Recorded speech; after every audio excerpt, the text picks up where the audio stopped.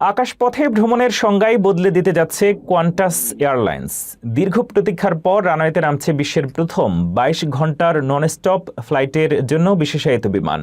Project সানরাইজের আওতায় Sydney থেকে new York এবং লন্ডনের দূরত্ব এখন স্রেফ এক উড়ালের ব্যাপার। অস্ট্রেলিয়ার পূর্ব উপকূল থেকে আমেরিকা বা ইউরোপের ১০,০০০ মাইলের বিশাল পথ পাড়ি দিতে কোয়ান্টাস ব্যবহার করছে বিশেষ এয়ারবাস A350। এই বিমানে থাকছে অতিরিক্ত ২০,০০০ লিটারের জ্বালানি ট্যাঙ্ক। দীর্ঘ যাত্রায় যাত্রীদের ক্লান্তি দূর করতে এতে যুক্ত করা হয়েছে একটি ওয়েলবিং জোন, যেখানে স্ট্রেচিং বা ব্যায়াম করার সুযোগ থাকবে। বিলাসবহুল এই বিমানে মাত্র ২৩৮ জন যাত্রীর আসন রাখা হয়েছে। ফার্স্ট ক্লাসে থাকছে ব্যক্তিগত স্যুট এবং বিছানা, আর ইকোনমি ক্লাসেও থাকছে সাধারণের চেয়ে বেশি জায়গা। ২০২৭ সালে বাণিজ্যিকভাবে চালু হলে এটি হবে বিশ্বের দীর্ঘতম বিরতিহীন ফ্লাইট।